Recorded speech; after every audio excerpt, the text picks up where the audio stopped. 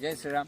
Tulip grow soil food वेबच्या शेतकरी समूहामध्ये सर्व शेतकऱ्यांचं स्वागत आहे. शेतकरी मित्रांनो, हा जो प्लॉट आहे हा रेड डायमंडचा प्लॉट आहे. रेड डायमंडचे तुम्ही पानं बघा, या पानाची कॅनोपी बघा, झालेली सेटिंग बघा. या बघा, ही सेटिंग बघा तुम्ही कशी झालेली आहे या प्लॉटला सेटिंग. या बघा, इकडून बघा, अजून पण इकडून सेटिंग चालू आहे. आता नवीन जे शूट आले, आता इथं शूट मारला होता आपण, इथे शूट मारल्यानंतर इथं प्रूनिंग केले वर इथं बघा हे काय आल्या आणि कुठलीच काही ड्रॉप नाही. या बघा, हे हलून बघा, अशी ड्रॉपिंग नाही. तर हे कसं शक्य झालं?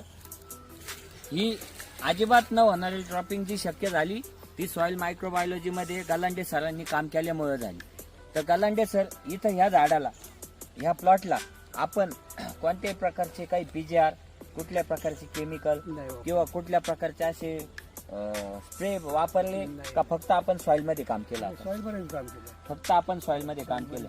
सॉइल मध्ये जे काम केलं ते आपण आपल्या ज्या आमोशा पौर्णिमेचे जे फॉर्म्युलेशनचे ट्रीटमेंट आहे त्या, प्लस आपण ज्या स्लरी आहे त्याच्या व्यतिरिक्त आपण या प्लॉटला काही खर्च केला नाही. या प्लॉट साठी आपण जी निमॅटोडची ट्रीटमेंट केली आपण, त्याचे रिझल्ट कसे आले आपल्याला? आपल्या प्लॉटला 0 निमॅटोड प्रकारच नाहीये.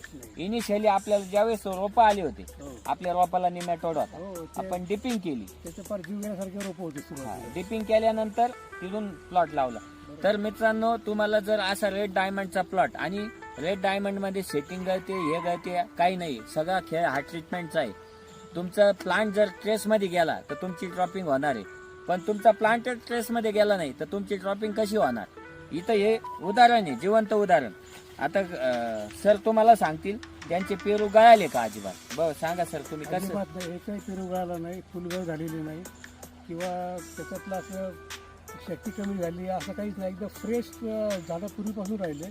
अगदी एप्रिल मे मध्ये एवढं ऊन होतं तरी सुद्धा त्या काळामध्ये सेटिंग आपली आबादित होती. आबादित राहिली. तर हा प्लॉट नवीन आहे. आता आम्ही याची प्रूनिंग घेणार आहे आणि परत हा प्लॉट पकडणार आहे. तर म्हणजे मला म्हणायचं असं आहे का, प्रॉपर जर तुमची ट्रीटमेंट असेल तर कुणीच तुमची ड्रॉपिंग करू शकत नाही. इवन किती पण क्लायमॅटिकल कंडिशन चेंज होऊन द्या, वातावरणात अनेक बदल होऊन द्या, काही होणार नाही प्लॉटला. मी 1000 वेळा मी हेच सांगतो. आमचे डाळिंबाचे प्लॉट पहा, एवढं मोठं खराब क्लायमेट आहे तरी आमचा शेतकरी आनंदात आहे एकदम. कारण शेतकरी हा कन्सल्टंट फ्री केलेला आहे आम्ही. कन्सल्टंट फ्री शेतकरी साक्षर झालेला आहे, त्याला समजतंय काय करायचं काय नाही. आणि सॉइलमध्ये काम केल्यामुळं आपल्याला कुठलीही भीती राहत नाही. कसं क्लायमेट होऊन द्या, तुम्ही घाबरायचं नाही. तुमच्या झाडाला आजार येणार नाही, बुरशी येणार नाही, पण झाड हे सशक्त हवं.